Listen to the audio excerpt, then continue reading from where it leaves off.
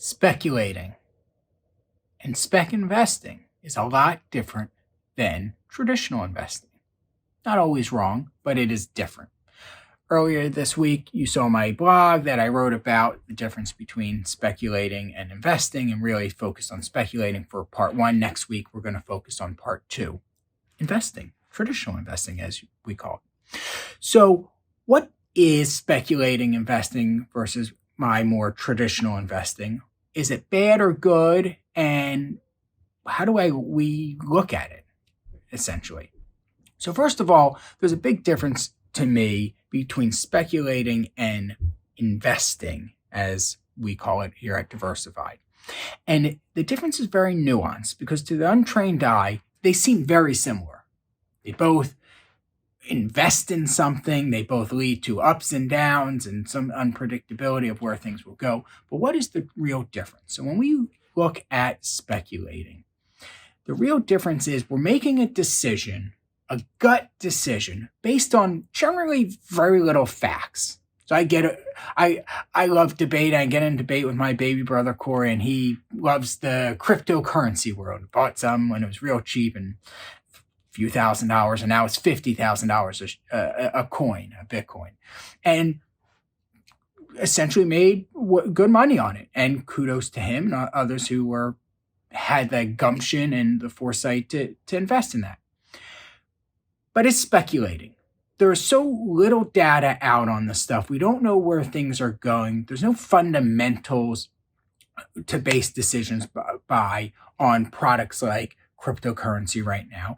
And more importantly, what we find is you can't plan to it because there are no fundamentals.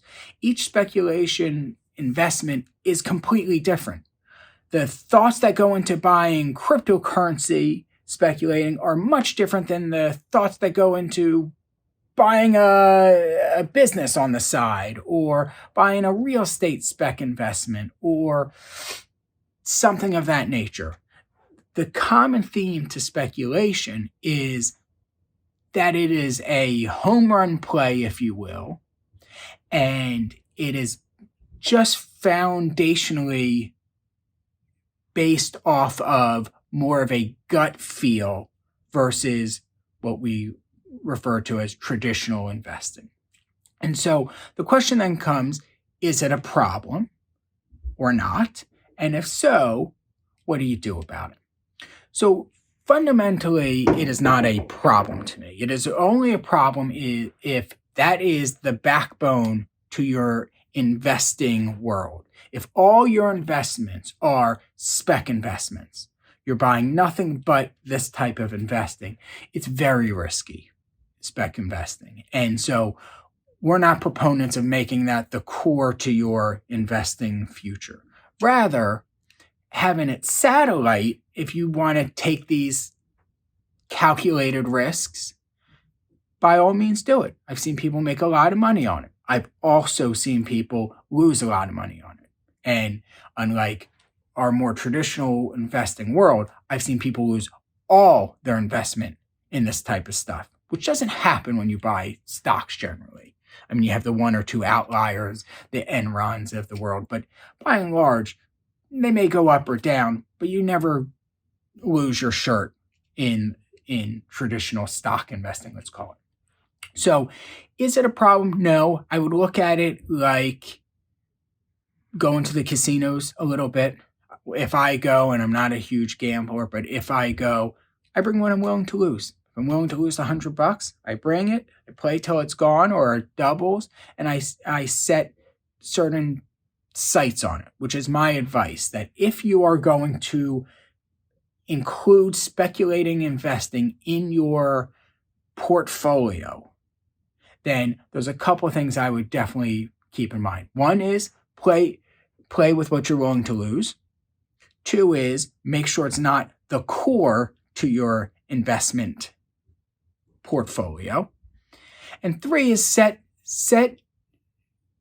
factors, set alarms to yourself that tell you when you will get out of this investment and when you will, and truthfully, whether it's high or low, get out or in.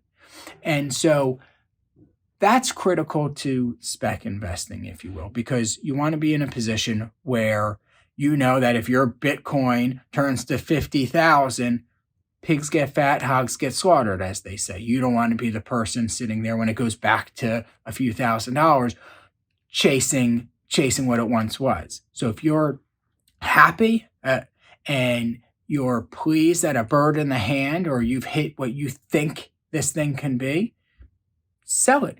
Get out. Same thing on the bottom side. You don't have to ride it to zero just because you invested in it. There's a lot of biases that suggest you will, but don't. Know that, hey, if my 3,000 goes to here, 1,000, I've seen enough. Or maybe it is zero because you were willing to lose it. But set rules for yourself and set boundaries when you get into this type of investing. That's my tips.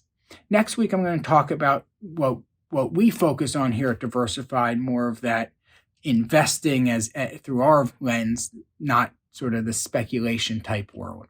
So hope you found this educational and informative. And of course, check out the blog that I wrote a little more detailed earlier this week. And I hope you enjoy it. So as always, I'm Andrew Rosen. Stay wealthy, stay healthy, and stay happy. Take care, everyone.